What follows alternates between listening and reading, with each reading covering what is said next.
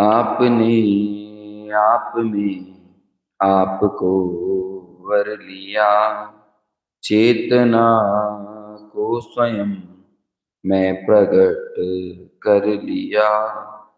हे विरागी प्रभु, हे महावीर जिन, आपके दर चरण मैं शतत नमन। आपके दर चरण मैं शतत नमन। एष सुरासुर मनु सिंह दोदघायिकं मलम, पणमामि वड्डमाणं तित्थं धम्मस्कतारम्।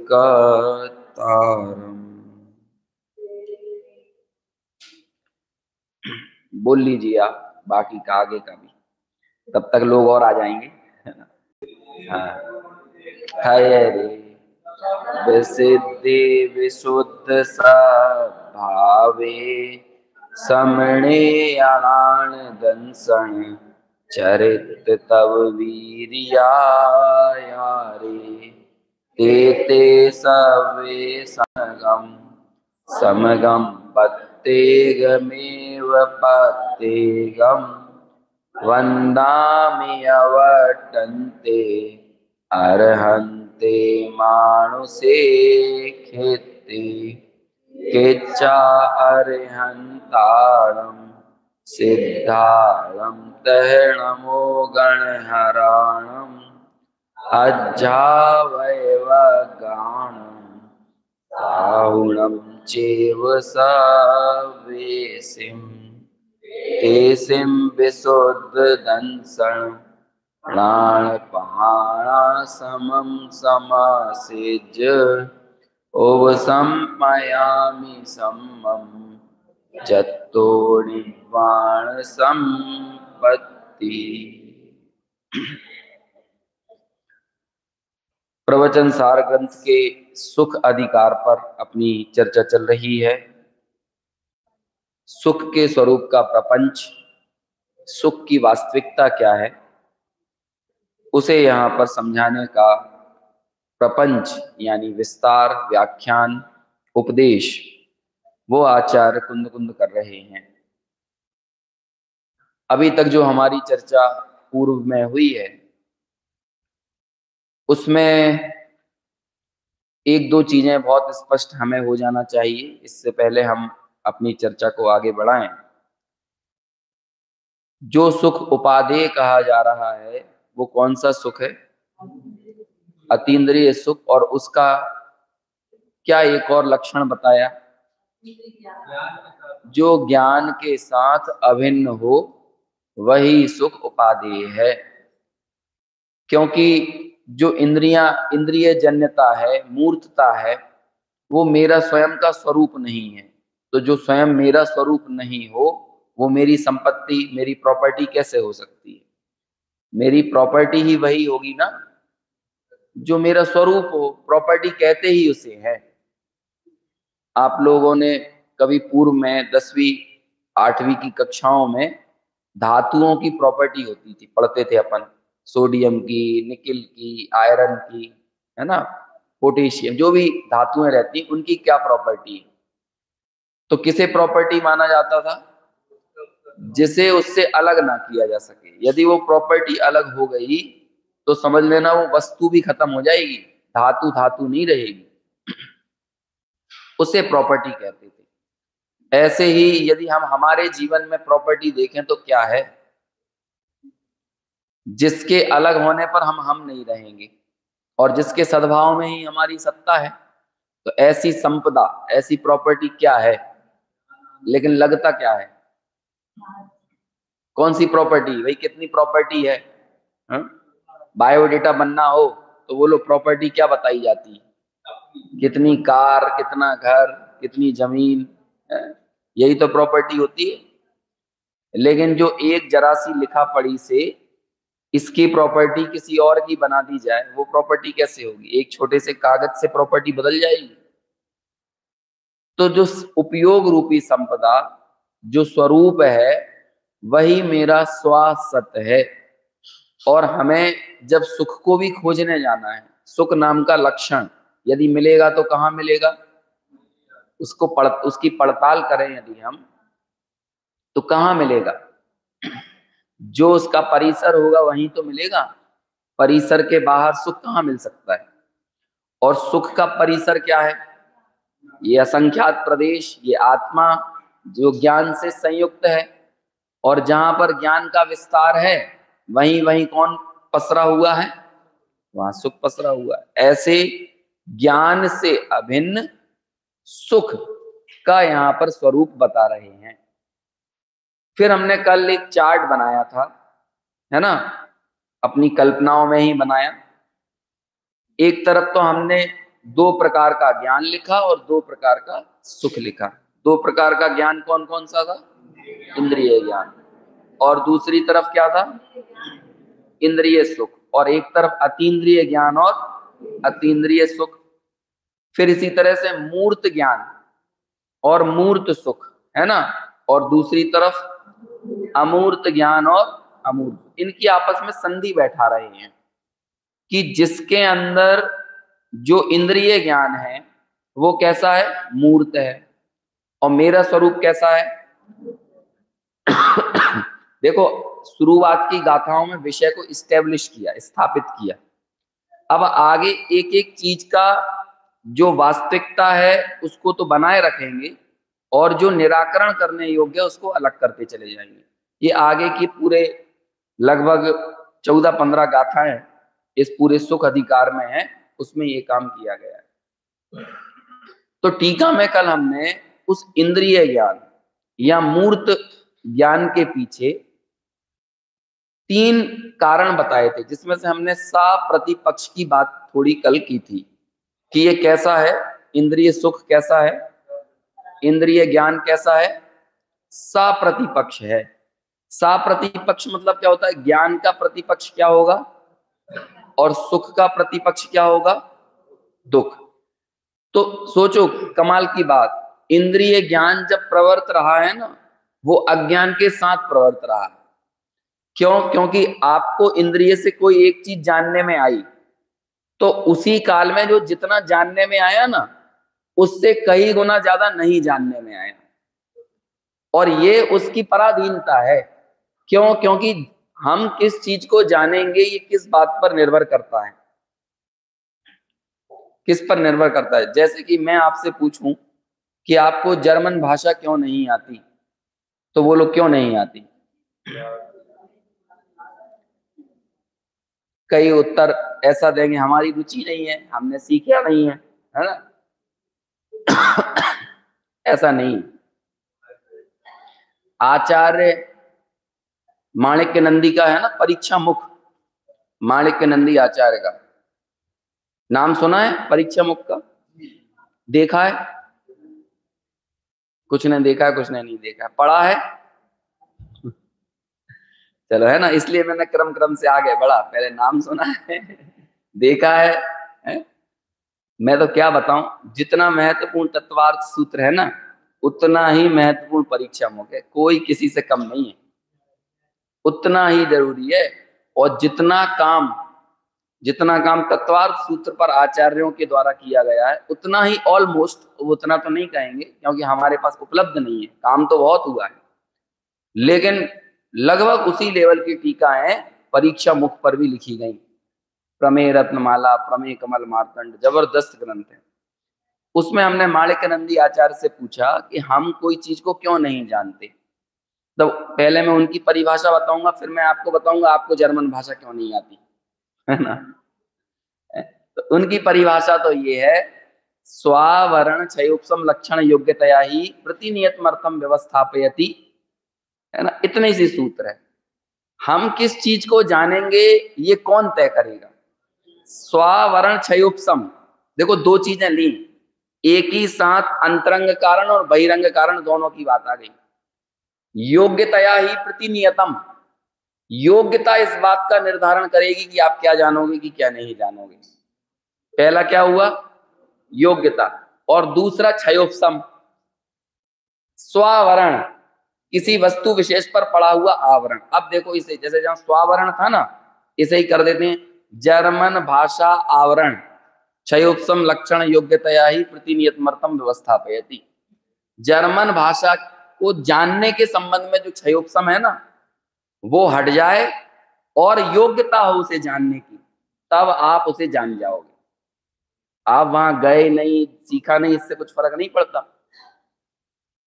कई लोग गुजरात में वर्षों रहते थे लेकिन गुजराती नहीं आती थी। अभी भी कई मजदूर वगैरह जाते हैं, और कई बुंदेलखंड के लोग 3 4 6 महीने वहां रह जाते थे और गुजराती सीख के आ जाते थे। तो वो लोग कैसे हुआ? हालांकि आप निमित्त बहुत सारे बताओगे, लेकिन वो निमित्त की तरफ से बहुत हम बाहरी निमित्तों की बात कर रहे हैं कि उन्होंने लगातार प्रवचन सुने, लगातार गुजराती लोगों से बात की। इन निमित्तों की बात मत करो, ऐसा काम तो कोई दूसरे लोग भी बहुत कर सकते हैं। भीतर से जो क्षयोपम हुआ है ना, और साथ में योग्यता पकी है, तब जाकर वो काम हुआ।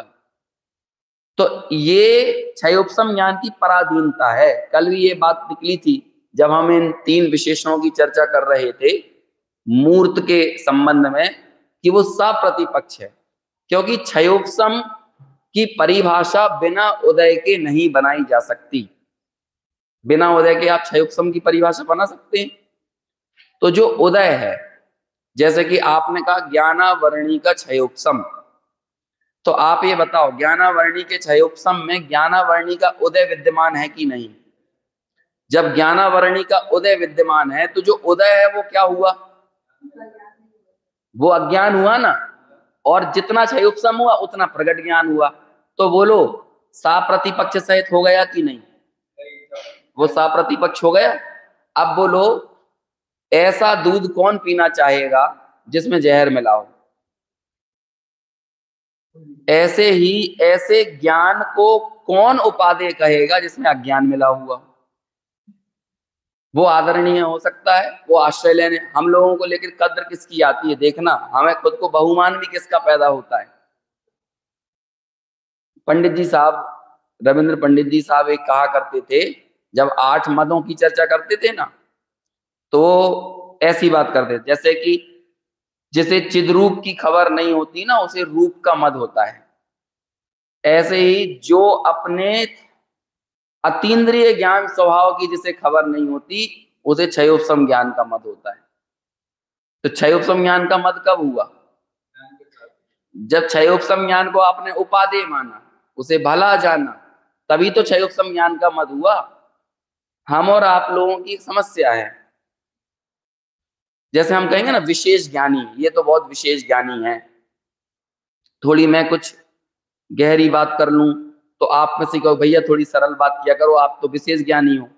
हम ये जो विशेष ज्ञानी शब्द है ना, ये हम क्वांटिटी के साथ लगाते हैं, क्वालिटी के साथ नहीं लगाते। क्वांटिटी समझते हैं, उसका विस्तार के साथ लगाते हैं, उसकी क्वालिटी के साथ नहीं लगाते। जबकि दुनिया में सब जगह विशेष शब्द का प्रयोग क्वालिटी के अर्थ में होता है, क्वांटिटी के अर्थ में नहीं होता। जैसे मैं कहूंगा कि ये विशेष मोबाइल है, तो इसका मतलब क्या होता है? ज्यादा मोबाइल, या इसमें कुछ स्पेशलिटी है, कुछ खासियत है, तभी ये विशेष है। समझ में आया? ये विशेष चावल है, विशेष गेहूं है, इसका मतलब क्या हुआ? ज्यादा चावल, ज्यादा गेहूं, या फिर उसकी क्वालिटी कुछ खास है। अब यही मैं प्रयोग ज्ञान के लिए करूं, ये विशेष ज्ञानी है, तो हमें तुरंत क्या दिखने लगता है? ज्यादा ज्ञान, ज्यादा ज्ञान है ना। जबकि सब जगह विशेष का प्रयोग क्वालिटी के अर्थ में होता है। देखो, अब तो बोलो विशेष ज्ञान कैसे कहेंगे? विशेष ज्ञान कैसे कहें? अरे छोटा सा टोडरमल जी के शब्दों में कहें, जो अपना अंश पर में ना मिलाए और पर का अंश अपने में ना मिलाए, इतना से इतनी सी बात है ना। और जो इस मर्यादा से बाहर निकलता है, वही व्यक्ति क्या करता है? वो जितना वो अज्ञानी है, आप अपनी मर्यादाओं से बाहर जा रहे हो, ये अज्ञान का सूचक है। ऐसे ही इंद्रिय विषय, इंद्रिय ज्ञान, ये मर्यादा से बाहर है, ज्ञान स्वभाव से बाहर की चीज है, साप्रतिपक्ष है। देखो 3 चीजें यहां आई थी, पहले वो तीनों पढ़ लें हम। पेज नंबर 91, हाँ पीछे दिख रहा है ना, सप्रतिपक्ष, और इससे पहले देखिए पहले वाला शब्द, एक शब्द है कादाचित्क। कादाचित्क, ये कादाचित्क कैसे बना है? कदाचित शब्द से बना है। ये कादाचित्क क्या होता है?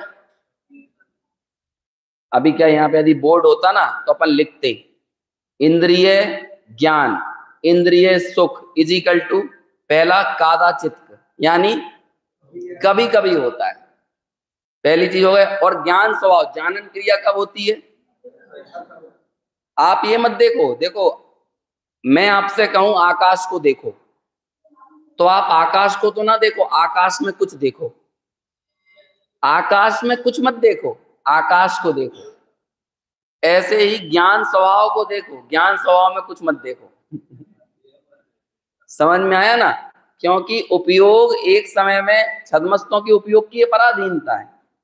यदि हम उस स्वभाव से स्खलित होकर ज्ञेय को देखेंगे, हमारी निष्ठा ज्ञेयों के प्रति होगी, तो हमारे हाथ से क्या फिसल जाएगा? ज्ञान स्वभाव फिसल जाएगा, और हम कहाँ ठहर जाएंगे?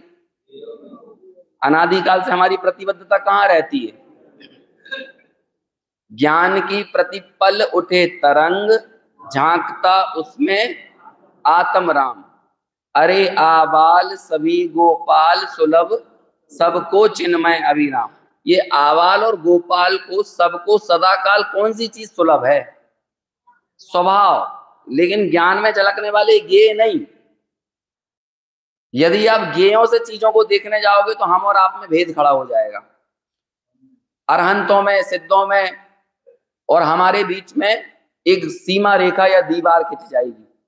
आगे जाके 80वीं गाथा आएगी ना, ज्ञान और सुख को स्पष्ट करने के बाद क्या कहेंगे कि प्रभु जैसा द्रव्य आपका वैसे ही तो द्रव्य मेरा है, जैसा गुण आपके वैसे ही गुण मेरे, जैसी चेतना पर्याय आपकी वैसी ही तो मेरी, चिद विवर्तन की अनेक ग्रंथियां जैसी आपकी वैसी ही मेरी।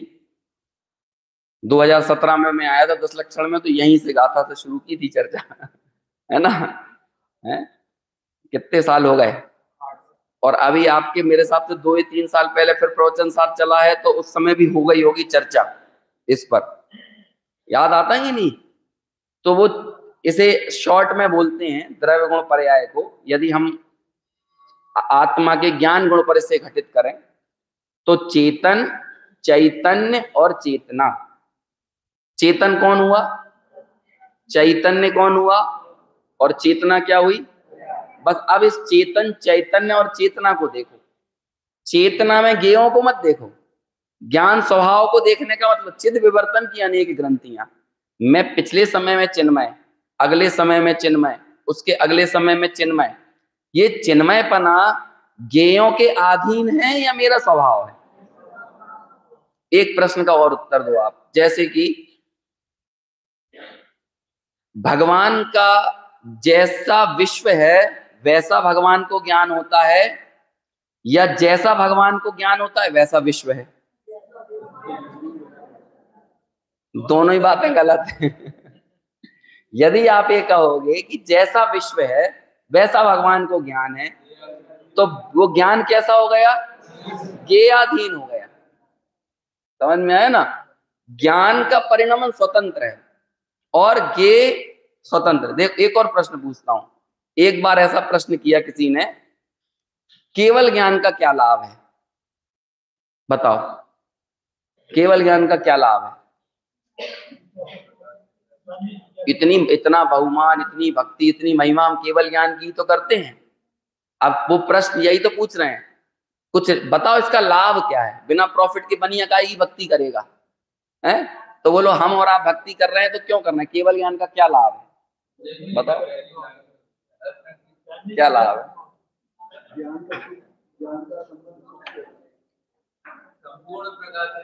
केवल ज्ञान का लाभ नहीं है कुछ, केवल ज्ञान खुद एक लाभ है।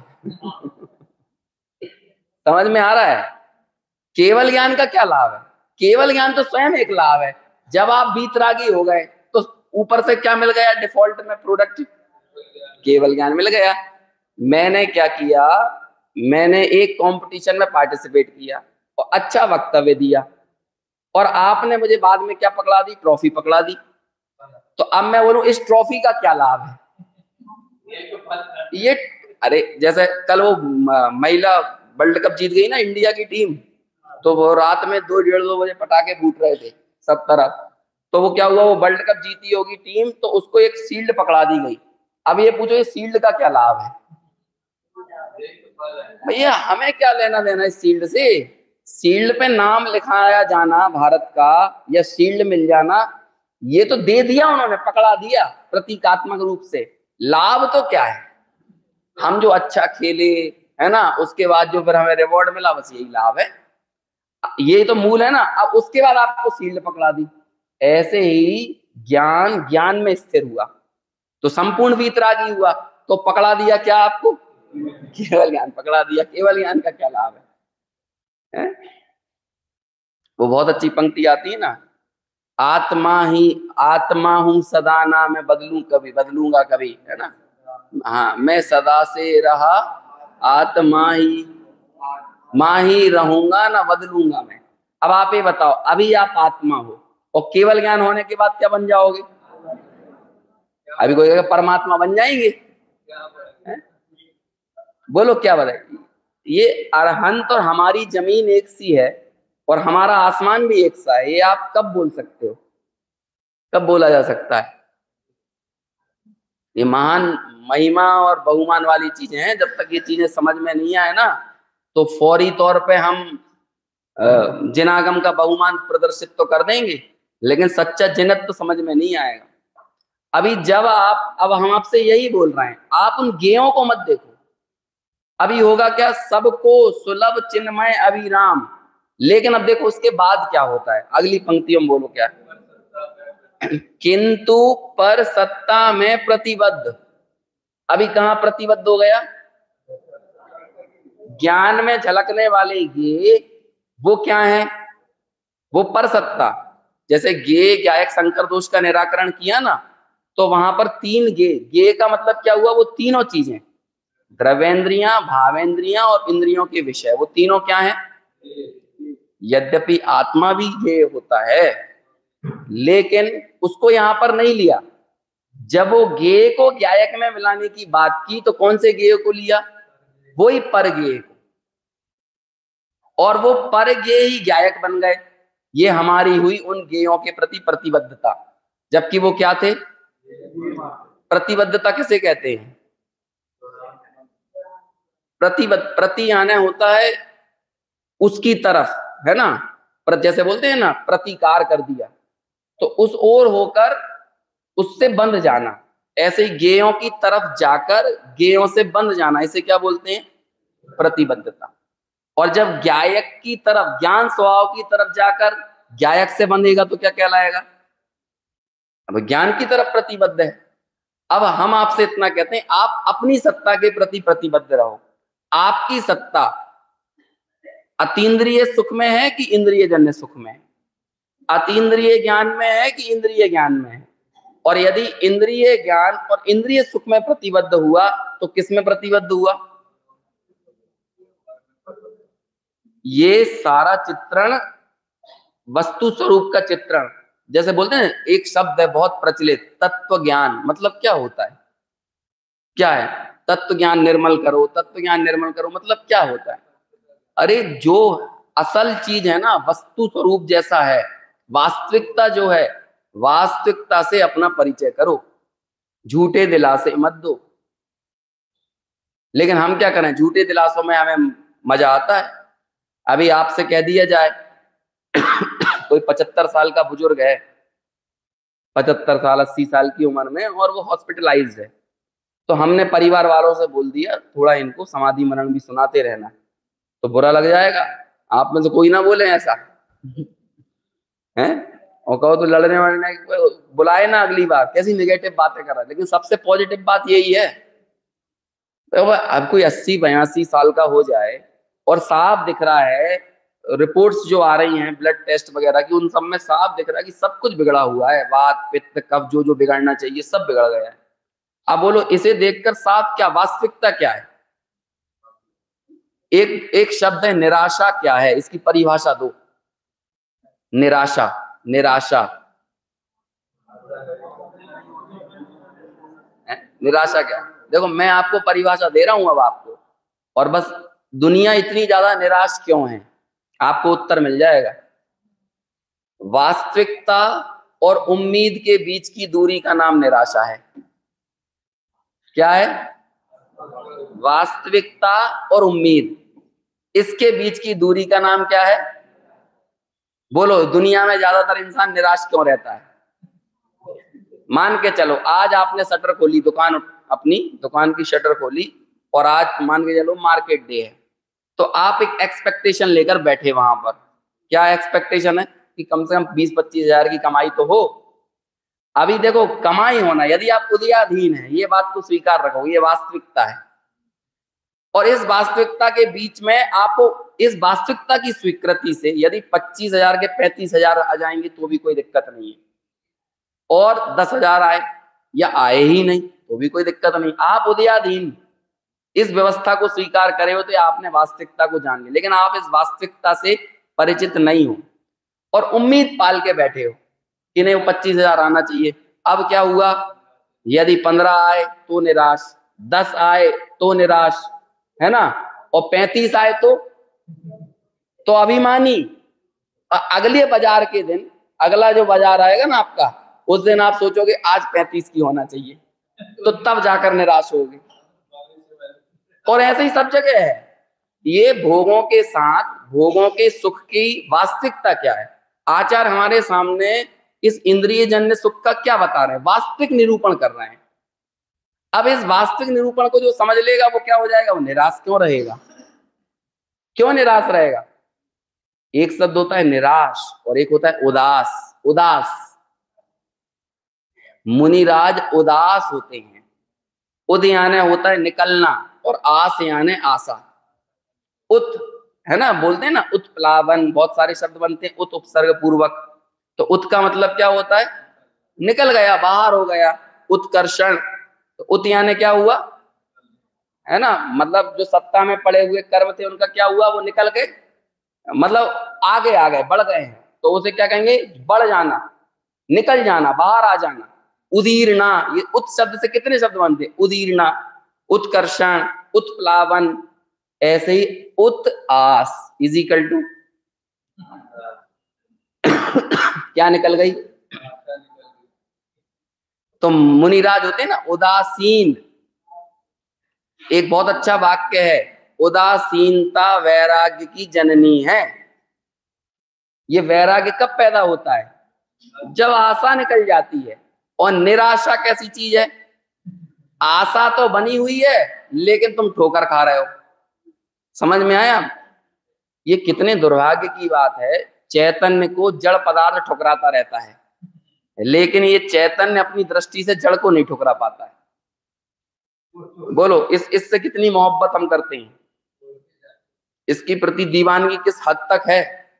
लेकिन ये जरा सा भी मौसम चेंज होता है तो तुरंत विपरीत परिवर्तन कर जाता है। कहीं वायरल इन्फेक्शन हो गया, कहीं खांसी जुकाम सर्दी सब हो गया। अभी हमने क्या नहीं किया इसके लिए? सब कुछ किया, लेकिन इसके बाद जब इसकी मर्जी पड़ेगी ये विपरीत परिवर्तन कर जाएगा। अब हम इसकी वास्तविकता को तो ना समझें और इससे उम्मीद पाले रहे। क्या उम्मीद पाल रहे हैं? कि तू हमेशा स्वस्थ बना रहे, हमेशा टिका रहे, हमेशा बना रहे, कभी रोगी ना हो, कभी मरे नहीं। अब ये वास्तविकता और उम्मीद के बीच की दूरी, ये क्या है? इसी का नाम निराशा है।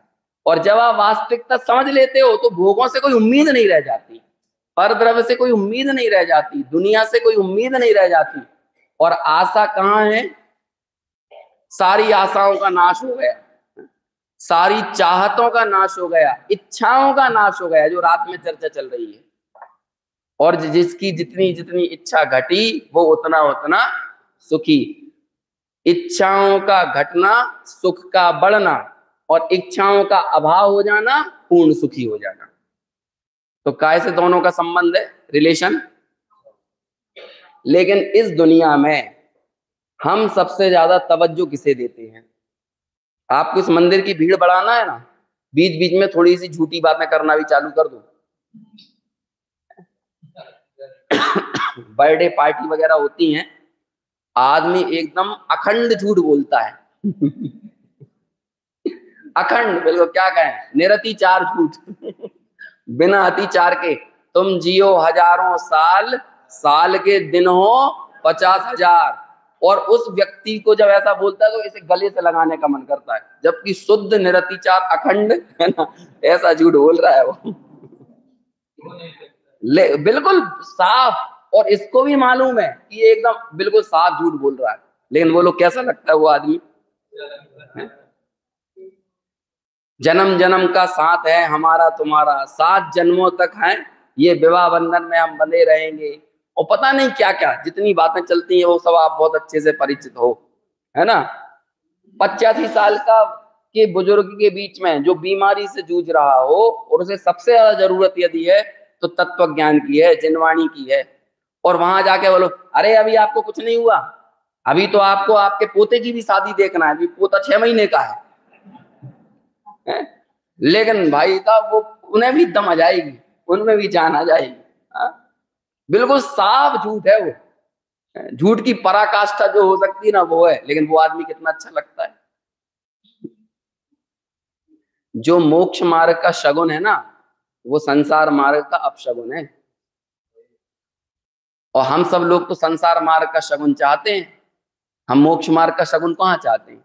अभी किसी का विवाह चल रहा हो और आप बीच में गाना गा दो, गाना बजवा दो, मतलब अरे अपना भजन बजवा दो। कौन सा भजन?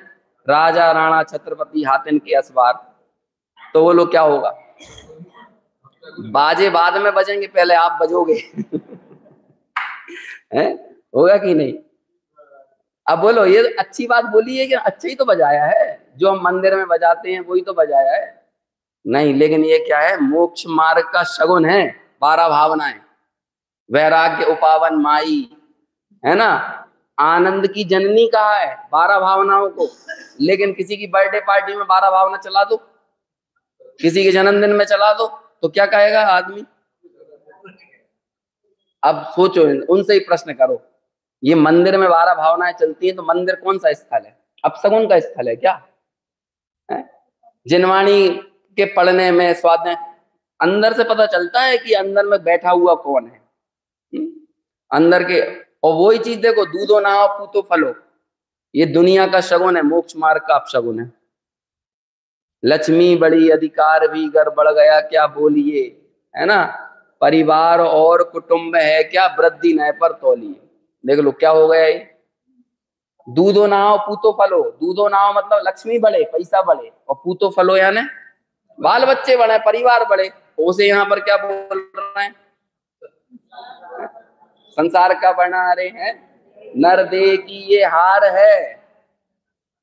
समझ में? कल हमने पढ़ा था ना सा प्रतिपक्ष, वो अमूल्य तत्व विचार में एक लाइन आती है, वह सुख सदा ही त्याज्य रे पश्चात जिसके दुख भरा। बस ये इसमें सा प्रतिपक्ष आ गया आपके। एक भी सुख लेके आओ जिसमें क्या नहीं भरा हुआ है, दुख ना भरा हुआ हो। जिस सुख के पीछे हम लालायत हैं, लालसा लिए हुए हैं, भोगों से सुखी बनाना सरकते हुए क्षितिज को छूने के जैसा है। क्षितिज मालूम है ना, क्षितिज, आप मड़िया जी पे जाओ तो आपको कहीं क्षितिज दिखाई देगा। क्षितिज किसे कहते हैं? क्षितिज, क्षितिज होता है क्या? यदि होता है तो छू के बताओ। आप जितना जितना उसे पकड़ने दौड़ोगे उतना उतना क्या होगा वो। ऐसे ही आप कौन से भोगों से अपने आप को सुखी बनाने जाओगे कि सुखी हो जाओगे? बोलो। आशा गर्त प्रति प्राणी वाला वो श्लोक आता है ना, काय में है, आत्मानुशासन में, ये आशा रूपी गड्ढा इतना बड़ा भारी है कि इसमें पूरी दुनिया कैसी है, याद तो सबको है ना, सबको बहुत अच्छे से पता है, याद बिल्कुल कंठस्थ होगा अनेकों लोगों को। मुझे तो कंठस्थ भी नहीं है पूरा श्लोक, है ना, लेकिन सबको याद भी होगा। लेकिन बोलो इसके बावजूद भी आशा के पीछे हम भागना कितना बंद कर रहे हैं, और आस जिसकी कर रहे हैं वो किसकी कर रहे हैं? इच्छा निरंतर हो रही है तो किसकी हो रही है? सा प्रतिपक्ष सहित है। ये सारा सुख कहाँ है? इसके नीचे सैंडविच की कल बात की थी ना, नीचे दुख और ऊपर भी दुख। और कैसा है, कादा चित्त है, कभी कभार, कभी कभार। और वो कभी कभार का ये मतलब मत समझना कि मंडे को मिल गया फिर बुधवार को मिल जाएगा, है ना, फिर फ्राइडे को मिल जाए, नहीं, ऐसा अल्टरनेट डे में मिलने वाली बात नहीं है। कभी कभार का मतलब आप समझते हो। आगे शायद 54 या 55 नंबर की गाथा आएगी, मिल जाए तो मिल जाए, ना मिले तो पूरे जीवन भर ना मिले। बोलो, पूरे जीवन भर ना मिले, जिसके पीछे हम भाग रहे हैं। जैसे कई लोगों का रिजोल्यूशन है, न्यू ईयर रिजोल्यूशन लेते हैं ना, तो उसमें उन्होंने रिजोल्यूशन ले लिया कि इस साल में मेरे को फलानी गाड़ी खरीदना है। अब उस साल में तो छोड़ो, पूरे जीवन ना खरीद पाए, अब रिजोल्यूशन का क्या करेगा। वो इच्छाएं तो अंदर ही अंदर तड़पाती रहेंगी ना, वो तो उसे बेचैन और परेशान करती रहेंगी। बहुत दुनिया की सारी शिक्षा पद्धति बड़ी उल्टी चल रही है। यहाँ तो ये बोलते हैं विश करो डिश करो, है ना, वो एक एडवर्टाइज आता था ना, विश करो और डिश करो। लेकिन जिन शासन में ये नहीं बोला जाएगा, तत्वज्ञान इस चीज की परमिशन नहीं देगा। एदम्मी रदो नित्यम संतुष्टो होई नित्य एदम्मी, है ना, एदे ही होई तित्तो हो हदितो उत्तमम सौखम। कौन सी गाथा है ये, 206 नंबर की गाथा ना, एक आध लाइन शायद थोड़ा आगे पीछे हो गई। एदम्मी, पहले तो अपनी सत्ता की खबर करो। एदम्मी रदो नित्यम, एक इसमें ही नित्य क्या रहो, रत रहो, इसमें ही संतुष्ट रहो। आपको आपकी सत्ता पता चल गई ना, अब कहां संतुष्ट रहो, एदम्मी रहो तित्तो, तृप्त भी कहां रहो, इसमें ही रहो। यदि ऐसा कर लिए तो क्या हो जाएगा, हो हदितो उत्तमम सौखम। और उत्तम सौख्य किसको कहा गया है, किसको, अतीन्द्रिय सुख, जिसे उपादेय कहा जा रहा है ना, वो क्यों है। अब देखो, इन्हीं शब्दों के साथ आप अतीन्द्रिय सुख को विस वर्षा लगाते जाओ, या वाइस वर्षा आप इसे लगाओ। कैसे लगाओगे, इंद्रिय सुख कादा चित्त है, तो अतीन्द्रिय सुख कैसा हो गया, निरंतर है। बोलो, एक बार ये अतीन्द्रिय सुख यदि आना शुरू हो तो फिर उसे स्टॉप किया जा सकता है। क्या गजब की बात है। उसमें जो कल अपनी बात हुई थी रहस्यपूर्ण चिट्ठी की, उसमें शब्दों से बात शुरू होकर अनुभूति तक पहुंचती है। देखो, मैं आपको बहुत अच्छी एक बात बताता हूं।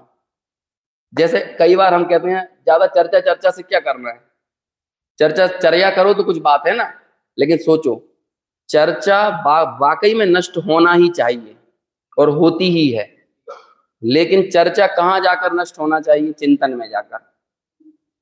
लेकिन काय के चिंतन में जाकर, भोगों के चिंतन में कि तत्व के चिंतन में, आत्मा के चिंतन में। तत्व की चर्चा नष्ट होना ही चाहिए, लेकिन भोगों की चर्चा में जाकर नहीं, भोगों के चिंतन में जाकर नहीं। तत्व चर्चा नष्ट होना चाहिए तो कहां जाकर, तत्व चिंतन में जाकर। अभी अनुभव तक मत आओ, तत्व चिंतन में।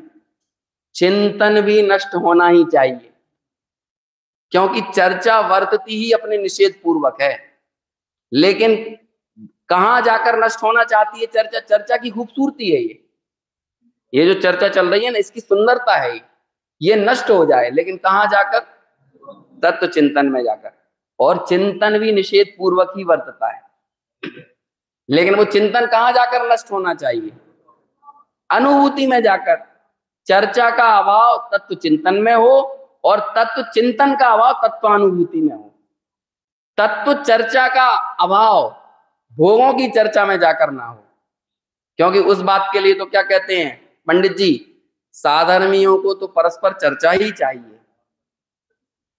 बोलो, इसलिए आप ये जिनवाणी को समझना, वो पतली रस्सियों पर चलना होता ना, उससे भी कई ज्यादा कठिन है।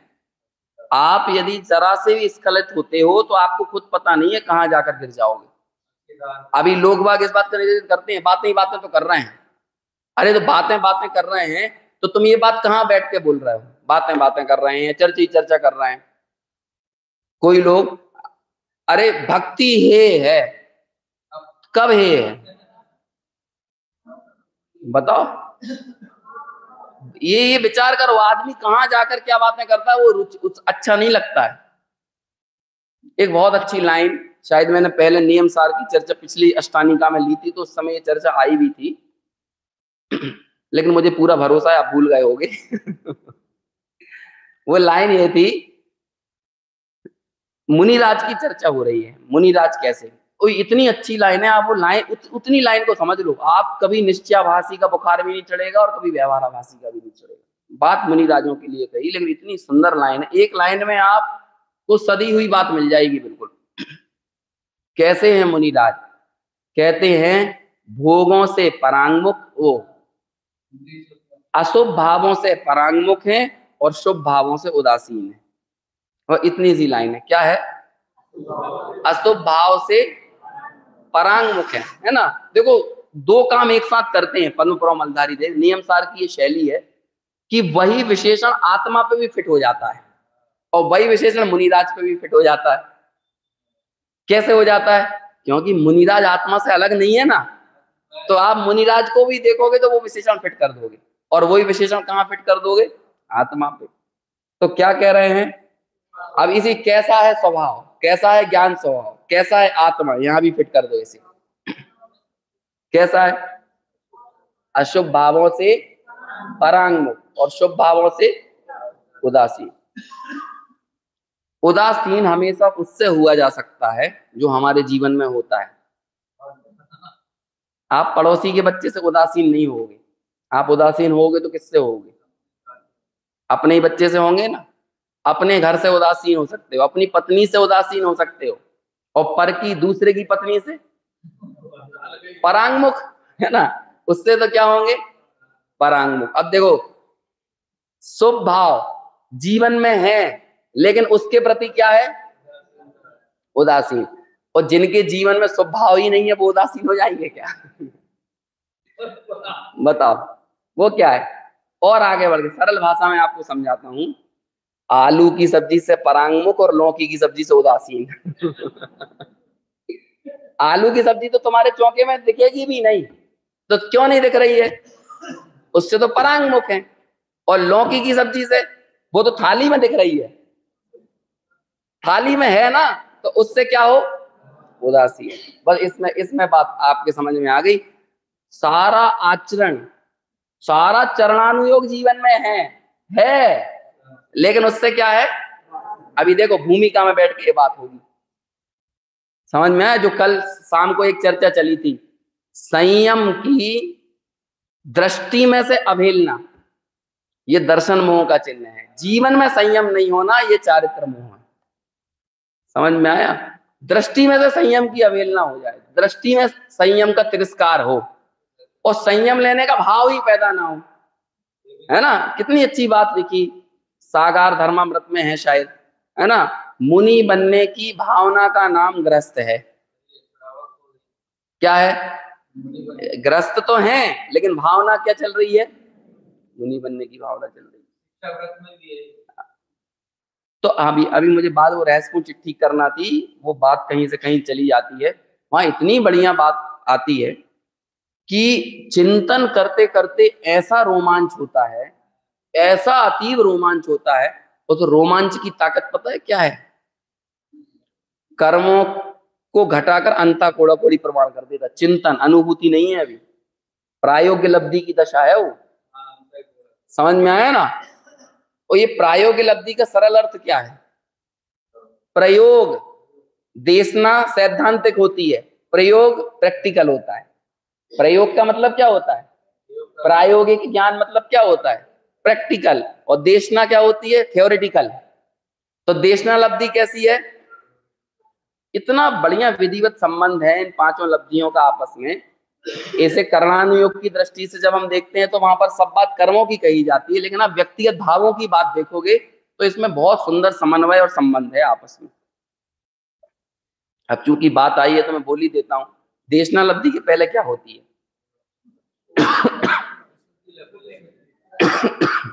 सोच समझ के बोलना, अभी आगे बहुत कुछ बोलने वाला हूं मैं।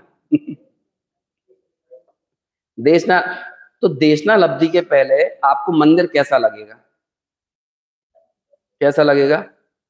भगवान कैसे लगेंगे? साक्षात जिनवाणी कैसी लगेगी? कैसी लगेगी? कैसी लगेगी? अच्छी लगेगी ना। ये तो विशुद्ध, अरे देव गुरु शास्त्र अच्छे नहीं लगेंगे तो कैसी विशुद्धि? ये अच्छा लगेगा ना, ऐसा लगेगा ना आत्मा और आत्मा तक ले जाने वाले साधन दोनों अच्छे लगते हैं, वही तो विशुद्धि है। दूसरी तरफ प्रवचन का टाइम हो गया, अभी क्या है, कुछ नहीं, सोफा पे बैठ के टीवी पे सुन लो, तो ना भगवान अच्छे लगे, ना मंदिर अच्छे लगे, और ना जिनवाणी की प्रत्यक्ष सन्निधि अच्छी लगी। तो जब विशुद्धि ही नहीं हुई तो क्रम भंग करके देशना कैसे हो जाएगी? बोलो। ये टीवी पे बैठ के सुनना, यूट्यूब पे सुनना, इसलिए देशना लब्धि नहीं है, वो अपवाद मार्ग था।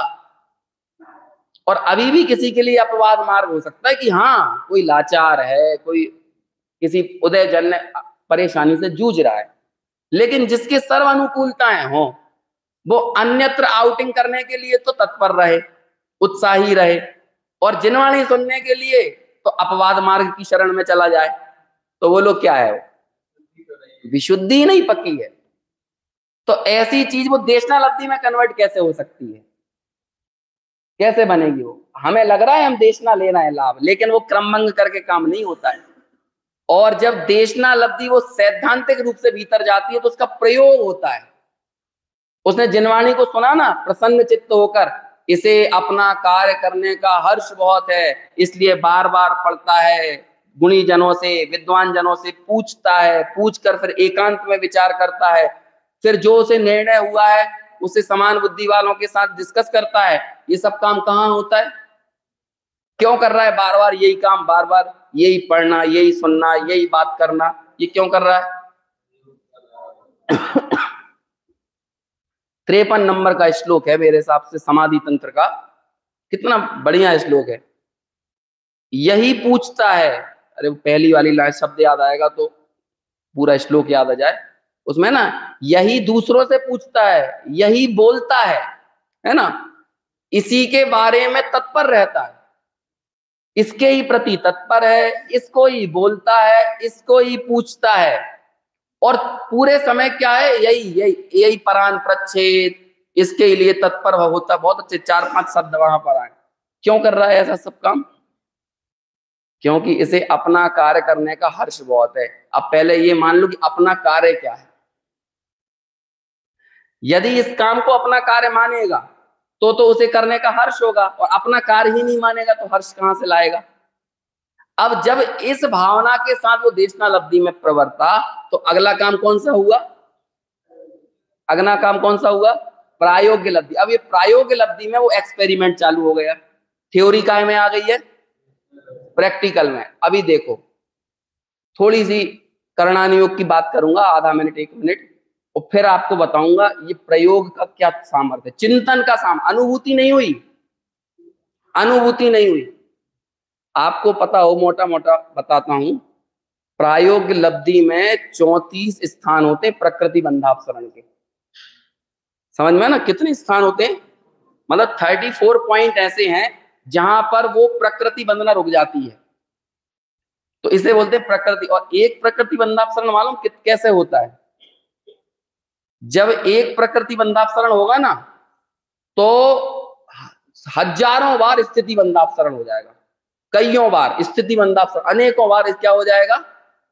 और स्थिति बंधापसरण में होता है 700-800 सागर तक कर्म खिंचकर छूटे हो जाना। जैसे मान के चलो किसी ने 1 लाख सागर की कोई कर्म प्रकृति बांधी है, तो वो एक स्थिति बंधापसरण में कितनी घट जाएगी? 700-800 सागर। इसको पृथकत्व सागर बोलते हैं, इतना घट जाता है। तो एक प्रकृति बंधापसरण में कितनी बार घटाना पड़ रहा है? कईयों बार, अनेकों बार, हजारों बार। जब हजारों बार वो एक कर्म घटा, तब वो एक पॉइंट आएगा जहां पर प्रकृति बंधापसरण हो जाएगा। और ऐसा कितनी बार होता है? कितनी बार? 34 बार, 34 टाइम्स। अब मैंने आपको जिम्मेदारी दी, तुम्हें सम्यक दृष्टि होना है, चलो पहले प्रकृति बंधापसरण करो, करो पहले स्थिति बंधापसरण करो, सम्यक दृष्टि होना है ना, इतना काम करो। आप माथा फोड़ लोगे, कहोगे हमें करनी नहीं है सम्यक दर्शन, करना ही नहीं है हमें, कौन कर पाएगा। और ये सब काम अंतर्मूर्त के अंदर करना है,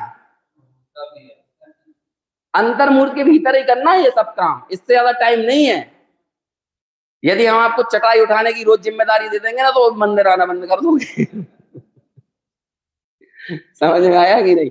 तो बोलो, ऐसा स्थिति बंदापसरण करने की जिम्मेदारी मिल जाए तो कौन करेगा? कोई करने वाला नहीं है। लेकिन ये काम हो जाता है मालूम कितने में और कैसे हो जाता है? मात्र विचार करने से, और विचार करने के बाद जो हर्ष आता है ना, रोमांच आता है, रोमांच की पावर है, रोमांच की पावर। हिरणों का झुंड था, समझ में आया? लाखों हजारों हिरण थे और वहां पर एक शेर था, और शेर अपनी मस्ती में मस्त था, और उसने कुछ नहीं किया, बस ऐसे किया। तो उतने में ही क्या हो गया? पूरे हिरणों में खलबली मच गई। ऐसे ही अभी तो दौड़ा नहीं है वो हिरणों की तरफ, अभी तो सिर्फ मुख किया है, मुख। समझ में आ रहा है कि नहीं? आप आत्मा की तरफ ऐसे मुख कर लेते हो ना, तो ये कर्म खिंचाने लगते हैं। कर्म खिंचाने लगते हैं इतने में।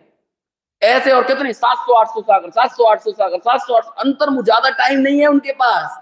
700-800, 700-800 पहला प्रकृति बंधापसरण, दूसरा प्रकृति बंधापसरण, तीसरा प्रकृति बंधापसरण, और ये सारा एक प्रकृति बंधापसरण का काल भी अंतर्मुहूर्त, और पूरी पांचों लब्धियों का काल भी अंतर्मुहूर्त।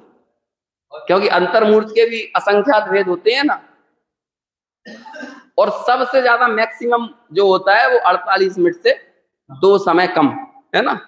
उतने के अंदर सब काम हो जाना है। अब आप सोचो, सिर्फ ऐसे मुख करने का प्रभाव देखो, और जब छलांग ही लगा दे, है ना, बस अभी देख ले तो खलबली मच गई, और जब छलांग लगा दे तो बोलो कौन सा हिरण आगे रह जाएगा, कौन सा रह जाएगा?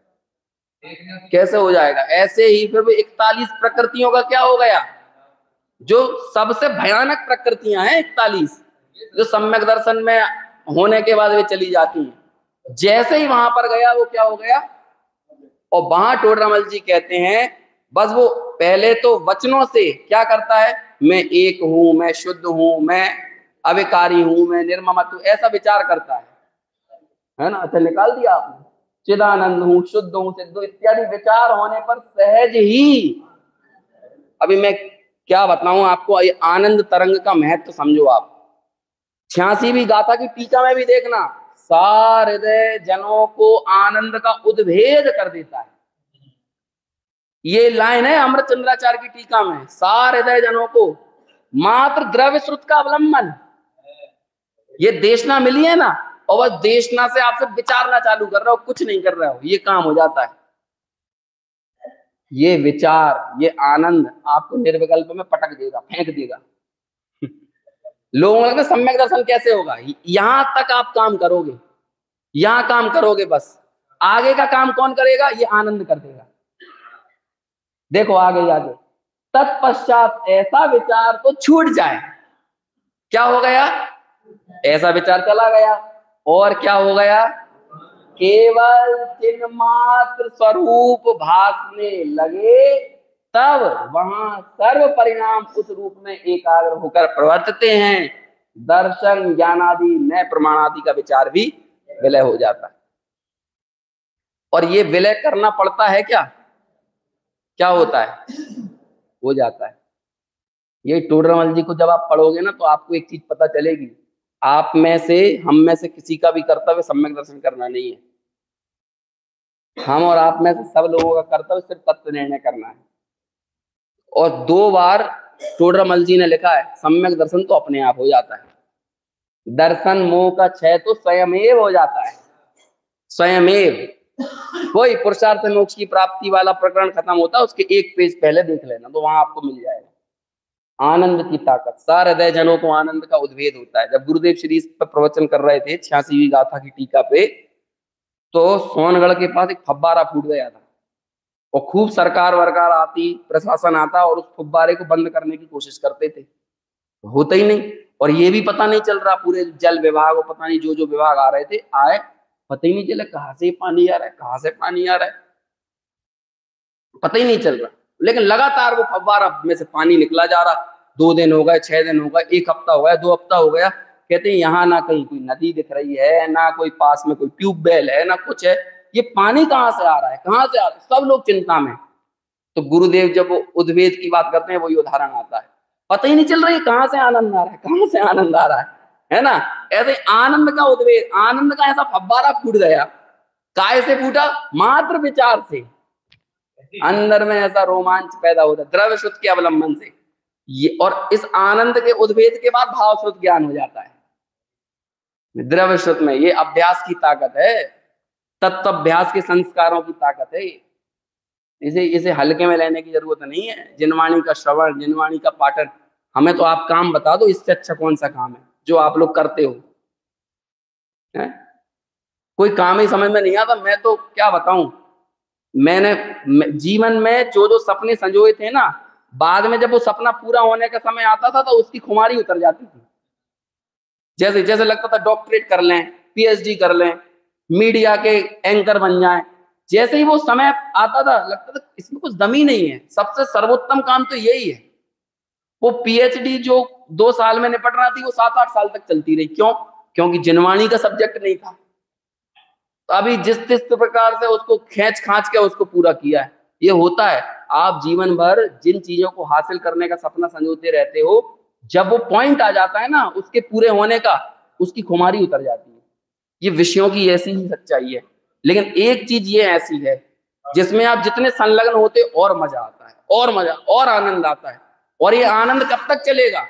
ये आनंद ही आपको पटक देगा, ऐसे पकड़ेगा उठा के ये आनंद, और आपको निर्विकल्प अनुभूति में पटक देगा।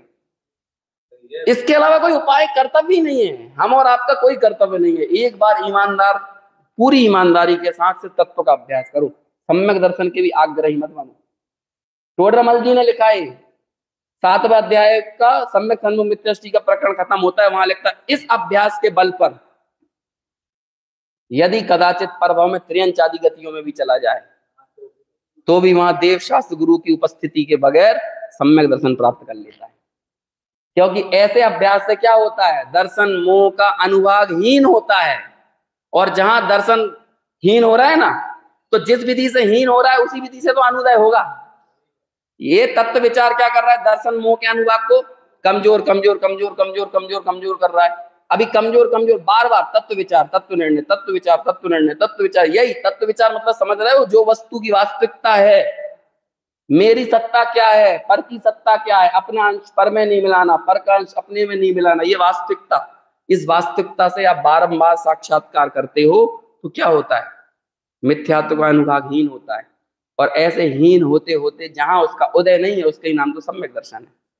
और क्या? वो तो हमारे हाथ में नहीं है। हमारे हाथ में क्या है? अब और इस जो तत्व निर्णय तो ना करे, दोष काल लब्धि को दे, दोष भवितव्यता को दे। टोडरमल जी ने तो ऐसा ऐसा बोला है, कहता तू झूठ बोलता है, तू ये सारा दोष कर्मों पे लगाता है, काल लब्धि पे दोष लगाता है, खुद तो मेहनत बना रहना चाहता है और सारा दोष काय पे लगाता है? देखना, ऐसे झूठ बोलता है, साक्षात बोला है। ये ऐसा काम है, निर्णय करना बहुत ज्यादा आवश्यक है। ऐसे हम सुख का निर्णय करें, हम ज्ञान का निर्णय करें, और जो वास्तविक ज्ञान वास्तविक सुख है उसे उपादेय जानकर उसका सम्यक प्रयास करें, इसी भावना से। अभी